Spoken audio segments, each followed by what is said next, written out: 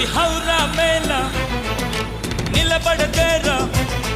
అది అమ్మడి స్టైల్, కదిలే వెన్నెల శిల్పంలా